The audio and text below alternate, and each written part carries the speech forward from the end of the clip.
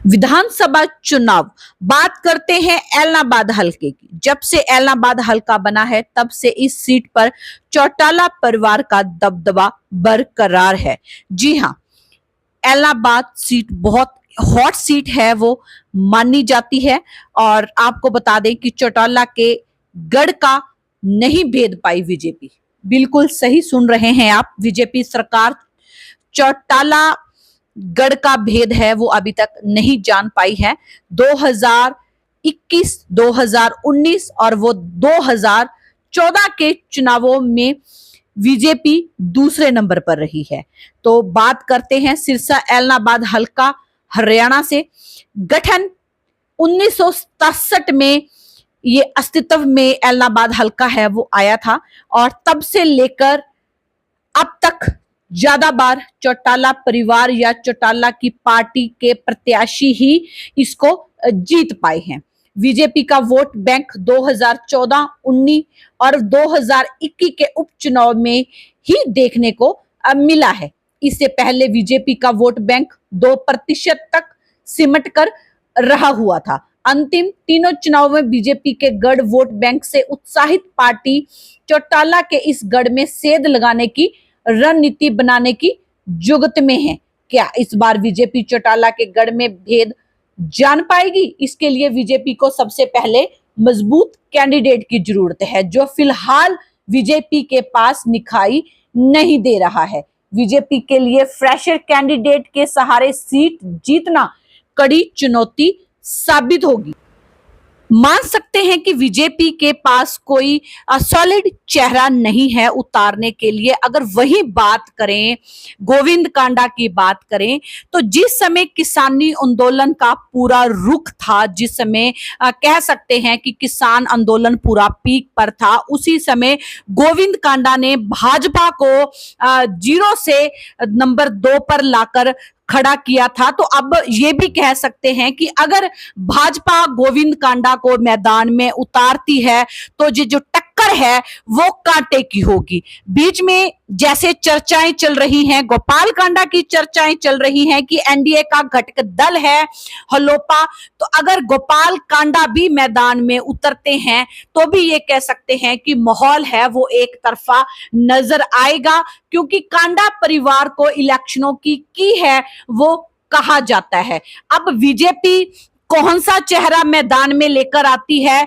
ये समय बताएगा, लेकिन जो जानकारी है अब तक एकत्रित हो रही है तो कह सकते हैं कि 4 से 5 बार इनेलो परिवार या फिर उनके जो प्रत्याशी हैं उन्होंने ऐलनाबाद हलके पर जो जीत है वो हासिल की है।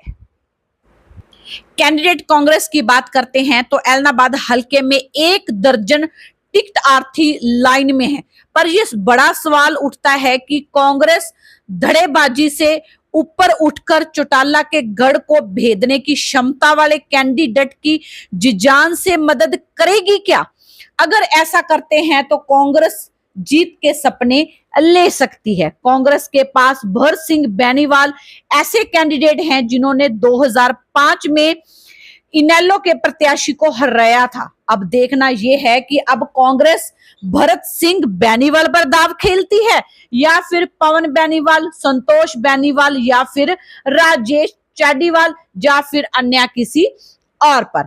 अब बात करते हैं बीजेपी से। बीजेपी के पास मीनू बेनीवाल, वो भाजपा की जिला अध्यक्ष निताशा सिहाग के अलावा पूर्व जिला अध्यक्ष अमीर चंद मेहता भी टिकट की लाइन में है, जबकि इनेलो की तरफ लगभग स्वयं अभय सिंह चौटाला ही तय हैं जो चुनाव लड़ सकते हैं।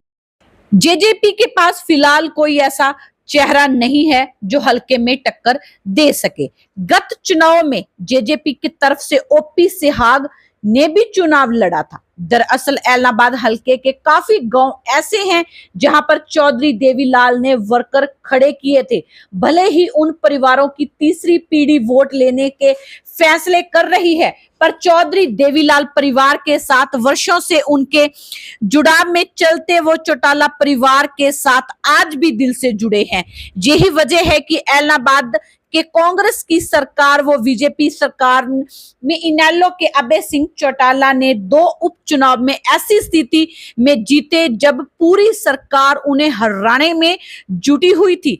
चूंकि लोगों के चौटाला परिवार से सीधे संबंध हैं, इसलिए वे चुनावों में इस परिवार के प्रत्याशी के साथ मजबूती से खड़े हो जाते हैं।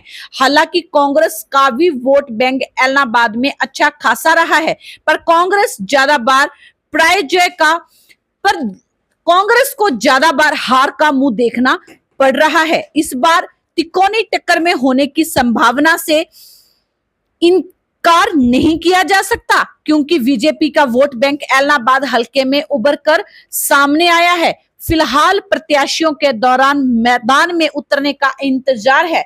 जब सभी पार्टियों के प्रत्याशी मैदान में उतर जाएंगे तभी ही चुनावी माहौल है वो बनेगा, तभी एलनाबाद हल्के मतदानों का जो मूड है वो पता चल पाएगा, क्योंकि राजनीति में असंभव किसी की परिस्थिति को नहीं माना जाता। हर चुनाव का अपना सिनेरियो बनता है। एलनाबाद के क्या हालात रहेंगे, कौन विजयी होगा, किसको टिकट मिलेगी, ये तो समय ही बताएगा। फिलहाल ये कह सकते हैं कि अभी तक चौटाला परिवार की जो जीत है वो एलनाबाद हलके में बरकरार है।